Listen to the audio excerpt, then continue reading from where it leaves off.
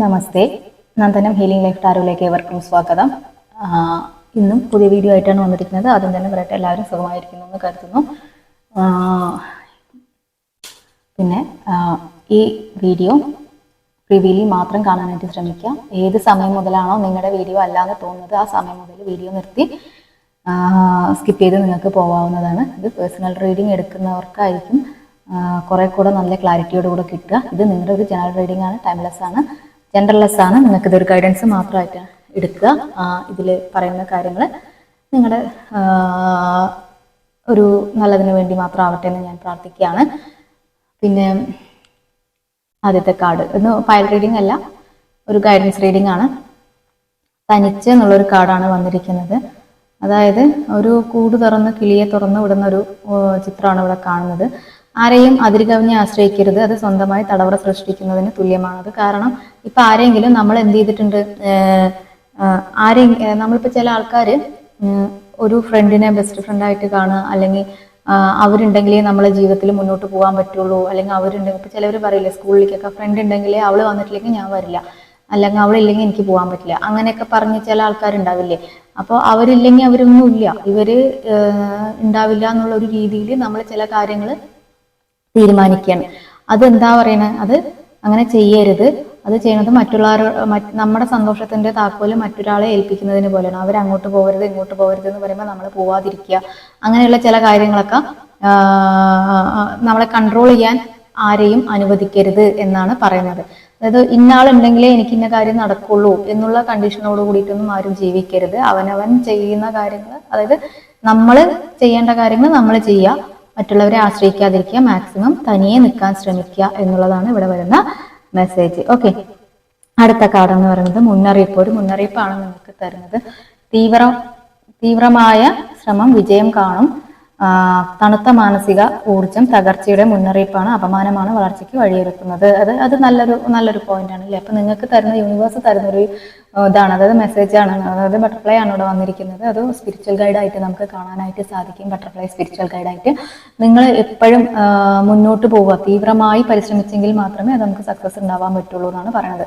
തണുത്ത മാനസിക ഊർജം, അതായത് നമ്മളൊരു തണുത്ത മെന്റാലിറ്റി ഉള്ളത് നമ്മളെ വളർച്ചയ്ക്ക് ദോഷം ചെയ്യുക, അതായത് നമ്മുടെ തകർച്ചയ്ക്ക് ഇടവരുത്തും എന്നാണ് പറയുന്നത്. ഇപ്പൊ നമ്മൾ പറയില്ലേ ഇൻവെസ്റ്റ്മെന്റ് ഇൻസൾട്ടാണ് ഇൻവെസ്റ്റ്മെന്റ് എന്ന് പറയുന്നത് പോലെ നമുക്ക് കിട്ടിയ അപമാനമാണ് നമ്മുടെ വളർച്ചയ്ക്ക് വഴിയിരുന്നത്. നമ്മൾ അങ്ങനെ പറഞ്ഞില്ലായിരുന്നെങ്കിൽ നമ്മൾ ഇപ്പോഴും ഇങ്ങനെ മിണ്ടാതെ പോകുമായിരുന്നു, സാധാരണ ജീവിതം നയിച്ചു പോകുമായിരുന്നു. അപ്പൊ നമ്മളെ അവർ എക്സ്ട്രാ ഓർഡിനറി ആക്കാനാണ് വന്നിരിക്കുന്നത് എന്ന് മനസ്സിലാക്കുക. നമ്മളെ ഇൻസൾട്ട് ചെയ്ത ആൾക്കാരുടെ മുമ്പിൽ നമ്മൾ ജയിച്ച് കാണിക്കണം എന്നാണ് യൂണിവേഴ്സ് നിങ്ങളോട് പറയുന്നത്. അടുത്തത് മികവ് എന്നുള്ളൊരു കാർഡാണ് വന്നിരിക്കുന്നത്. ഒരു കോർഡിനേറ്റർ അല്ലെങ്കിൽ ഒരു ട്രെയിനർ അല്ലെങ്കിൽ ഒരു ഹെഡ് നിന്ന് ഇങ്ങനെ ഒരു വേദിക്ക് മുമ്പിലായിട്ട് സംസാരിക്കുന്ന ഒരു ചിത്രമാണ് ഇവിടെ കാണുന്നത്. ആത്മവിശ്വാസത്തോടെ സാഹചര്യങ്ങളെ നിയന്ത്രിക്കാൻ കഴിവുള്ള വ്യക്തിയാണ്. അപ്പൊ നിങ്ങളൊരു ലീഡർഷിപ്പ് ക്വാളിറ്റി ഒക്കെ ഉള്ള ആളായിരിക്കും. ക്ലാസ് ഒക്കെ എടുക്കാനുള്ള അപാര കഴിവുണ്ടാവും. നിങ്ങൾക്ക് നല്ലൊരു ടീച്ചിങ് പവർ അല്ലെങ്കിൽ അങ്ങനത്തെ ഉള്ള ഒരു സംഭവങ്ങളൊക്കെ ഉണ്ടാവും. അപ്പൊ ആ കാര്യങ്ങളെ പറഞ്ഞ് ഫലിപ്പിക്കാനുള്ള ഒരു കഴിവ് നിങ്ങൾക്ക് ഉണ്ടാവും എന്ന് പറയുന്നത് കഴിയുന്ന ഒരു വ്യക്തിയാണ്. സംസാരം കൊണ്ട് മറ്റുള്ളവരെ പിടിച്ചിരുത്താൻ കഴിയുന്ന വ്യക്തിത്വം, മികച്ച ധാരണ പാടവമുള്ള സ്ത്രീ അല്ലെങ്കിൽ ആണുങ്ങൾ അത് കാണുന്നുണ്ടെങ്കിൽ ഒരു ഫെമിനിൻ ജെൻഡർ ആയിട്ടായിരിക്കും ഇവിടെ അറിയുന്നത്. ഇപ്പൊ ആരാണോ അവര് നല്ലൊരു സ്വന്തം കഴിവ് കൊണ്ട് മുന്നേറാനുള്ള ഒരു കാര്യപ്രാപ്തിയൊക്കെ ഉള്ള ആളാണ്.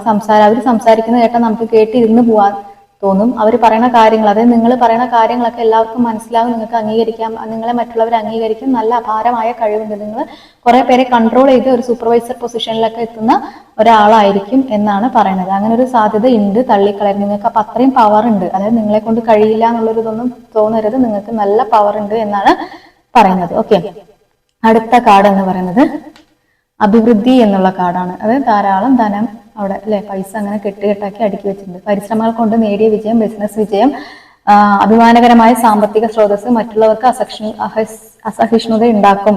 കൂടെ നിൽക്കുന്നവരാൽ ചതിക്കപ്പെടാനും വിപ്ലവകരമായ മാറ്റം വരാനും ഇടയുണ്ട്. അതായത് നമ്മൾ സ്വന്തം കഴിവ് കൊണ്ട് ഉണ്ടാക്കിയ നേട്ടം, അത് അന്തസ്, ശ്രേഷ്ഠത, ഇതെല്ലാം മറ്റുള്ളവർക്ക് എന്തുണ്ടാവും, വെറുപ്പുണ്ടാവും. അവർക്കൊരു എന്താ പറയാ, അസഹിഷ്ണുത എന്ന് പറയില്ലേ, അവർക്ക് അസൂയ, കുശുമ്പ്, ഇങ്ങനത്തെ സാധനങ്ങളൊക്കെ ഉണ്ട്. അവർക്ക് നമ്മൾ നന്നാവുന്നത് കണ്ടുകൂടാത്തൊരവസ്ഥ വരും. അപ്പൊ അതുകൊണ്ട് അവരെന്ത് ചെയ്യാൻ, നമ്മളെ ചതിക്കപ്പെടാനും സാധ്യതയുണ്ട് എന്നാണ് പറയുന്നത്. അപ്പൊ നമ്മൾ ഇപ്പൊ കിട്ടിയ കഴിവിനെ നല്ല രീതിയിൽ പരിപോഷിപ്പിക്കുന്നതോടൊപ്പം തന്നെ മറ്റുള്ളവർ നമ്മളെ എന്ത് ചെയ്യുക, അതായത് നന്നായിട്ടൊന്ന് കൺട്രോൾ ചെയ്യണം. ചുറ്റുമുള്ളവരെല്ലാവരും നിങ്ങൾക്ക് അനുകൂലമായിരിക്കണം എന്നില്ല. ആട്ടിൻതോലിട്ട ചെന്നായ്ക്കളും നിങ്ങളുടെ കൂടെ ഉണ്ടാവാനുള്ള സാധ്യതയുണ്ട്. അവരെ നല്ല രീതിയിൽ നിങ്ങൾ എന്ത് ചെയ്യണം, ശ്രദ്ധിക്കണം. എല്ലാവരും കണ്ണടച്ച് വിശ്വസിക്കരുത്, വെളുത്തതൊന്നും പാലല്ല എന്നുള്ളതാണ്. പക്ഷെ നിങ്ങൾക്ക് നല്ല രീതിയിൽ അഭിവൃദ്ധി ഉണ്ടാവാനുള്ള സാധ്യതയൊക്കെ ഫ്യൂച്ചർ കാർഡിൽ കാണുന്നുണ്ട്. അപ്പൊ നന്നായി പരിശ്രമിക്കുക എന്നാണ് പറയുന്നത്. ഈ ഒരു ഏഞ്ചൽ കാർഡ് വന്നതോ അല്ലെ, അതിൻ്റെ ഇടയിൽ വേറൊരിതുണ്ട് കേട്ടോ, നിയന്ത്രണം. ബോട്ടം ഓഫ് ദ ഡെക്ക് വായിച്ചില്ല. നിയന്ത്രണം. മറ്റൊരു ശക്തി നിങ്ങളെ നിയന്ത്രിക്കുന്നു. നിശ്ചയമായും ഇരുണ്ട ശക്തികളിൽ നിന്ന് രക്ഷ നേടേണ്ടതാണ്. ഈ ബന്ധം നിങ്ങളെ തകർക്കുന്നു, ശിഥിലമാക്കുക. അതായത് ഒരു കൺട്രോൾ വന്നിട്ടുണ്ട്, നിങ്ങൾക്ക് ഒരു ബ്ലാക്ക് എഫക്റ്റ് വന്നിട്ടുണ്ട്. ചിലപ്പോൾ അത് ബ്ലാക്ക് മാജിക് ആവാം, അല്ലെങ്കിൽ ഒരു നെഗറ്റീവ് ആയിട്ടുള്ള ഒരാൾ നിങ്ങളെ കൺട്രോൾ ചെയ്യുന്നുണ്ട് എന്നാണ് പറയുന്നത്. നിങ്ങൾക്ക് നിങ്ങളെ ആള് കൺട്രോൾ ചെയ്യുന്നുണ്ട്. അത് നിങ്ങൾക്ക് ചിലപ്പോൾ ഫീൽ ചെയ്തിട്ടുണ്ടാവാം.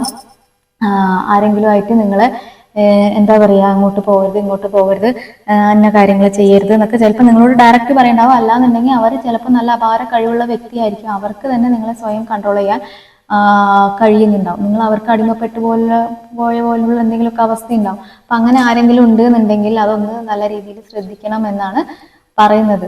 അല്ലെങ്കിൽ നിങ്ങൾക്ക് അങ്ങനെ എക്സ്പീരിയൻസ് ഉണ്ടായിട്ടുണ്ടാവും, ആരെങ്കിലും നിങ്ങളെ ഫോളോ ചെയ്യുന്നതായിട്ടോ അങ്ങനെ എന്തെങ്കിലും തോന്നിയിട്ടുണ്ടാവും.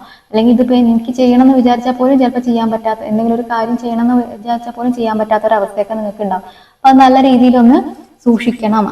ആരുടെ മുന്നിലും കൊണ്ട് തല വെച്ച് കൊടുക്കാതിരിക്കുക. പിന്നെ 808 എന്നുള്ളൊരു ഏഞ്ചൽ നമ്പറാണ്. നല്ല സമയമാണ്. അംഗീകരിക്കാൻ പഠിക്കുക, മറ്റുള്ളവരെയും അവനവനെയും അംഗീകരിക്കാൻ പഠിക്കുക എന്നാണ് ഈ ഒരു കാർഡിൽ വന്നിരിക്കുന്നത്. അടുത്തത് 88. 2 8ന്റെ ഒരു കളിയാണ് ഇവിടെ കിട്ടിയിരുന്നത്. പൂർത്തീകരിക്കുക. നിങ്ങൾ ചെയ്ത കാര്യങ്ങൾ ഫുൾഫിൽ ആക്കുക. എന്തെങ്കിലും ഒരു കാര്യം സ്റ്റാർട്ട് ചെയ്ത് വെച്ചിട്ടുണ്ടെങ്കിൽ അത് കംപ്ലീറ്റ് ആക്കുക എന്നുള്ളതാണ് പറയുന്നത്. അപ്പൊ നല്ലൊരു ഏഞ്ചൽ നമ്പറാണ് ഇവിടെ കിട്ടിയത്. 8 അപ്പൊ അതായത് 8 എന്നുള്ളൊരു സംഖ്യക്ക് വളരെ ഞാൻ കാണുന്ന ഒരു പ്രത്യേകത എന്ന് പറഞ്ഞാൽ അബണ്ടൻസിന്റെ ഒരു നമ്പറാണ് 888. അതിനേക്കാൾ ഉപരിയായിട്ട് ഞാൻ കാണുന്നത് ഗുരുവായൂരപ്പന്റെ ഒരു ഇഷ്ട നമ്പറാണ് 888. ഇഷ്ടം എന്നല്ല, അതിനൊരു ബ്ലെസ്സിങ് നമ്പറാണ്. കാരണം അഷ്ടമിരോഹിണിയിലാണ് ഭഗവാൻ ജനിച്ചിരിക്കുന്നത്. കൃഷ്ണാട്ടം കളി എടുത്ത് നോക്കുകയാണെന്നുണ്ടെങ്കിൽ 8 കഥയാണ്, 8 വേഷക്കാരാണ് ഉണ്ടാവുക, 8 ഇടങ്ങഴി എണ്ണയാണ് അതിന് ഉപയോഗിക്കുക. പിന്നെ അതേപോലെ 8 താളം, അങ്ങനെ 8ന്റെ കണക്കാണ് അവിടെ പോയിക്കൊണ്ടിരിക്കുന്നത്. അപ്പോൾ അത് പിന്നെന്താ, അങ്ങനെ ഒരു 8ന്റെ ഒരു പ്രാധാന്യമുള്ളൊരു ഭഗവാൻ 8ാമത്തെ അവതാരമാണ്. അങ്ങനെയൊക്കെ ഉണ്ടല്ലോ. അപ്പൊ അതിന് 8 എന്നുള്ള ഒരു സംഖ്യക്ക് അതുമായിട്ടും നല്ല ബന്ധമുണ്ട്. ഓക്കെ. അപ്പൊ അതുകൊണ്ട് ഇത് നിങ്ങൾക്ക് നല്ലൊരു സമയം, ഗുരുവായൂരപ്പന്റെ ഒരു ബ്ലെസ്സിങ് ആണ് നിങ്ങൾക്ക് കിട്ടാൻ പോകുന്നത്. അതിനാണ് ഇപ്പൊ ഏഞ്ചൽസ് പറയുന്നത്. അപ്പൊ ഭഗവാനെ നല്ല രീതിയിൽ പ്രാർത്ഥിക്കുക. വിഷ്ണു സഹസ്രനാമം നാരായണയൊക്കെ നന്നായിട്ട് പ്രാർത്ഥിച്ച് വായിക്കുക. ഭഗവാന്റെ അനുഗ്രഹം എപ്പോഴും ഉണ്ടാവട്ടെ എന്ന് ഞാൻ പറയാണ്. നന്നായിട്ട് സന്തോഷത്തോടു കൂടി ഇരിക്കുക. പേഴ്സണൽ റീഡിംഗ് വേണമെന്നുണ്ടെങ്കിൽ ഇവിടെ കൊടുക്കുന്ന നമ്പറിൽ നിങ്ങൾ കോൺടാക്ട് ചെയ്യുക. എല്ലാവർക്കും നല്ലത് വരട്ടെ. ഹരേ കൃഷ്ണ.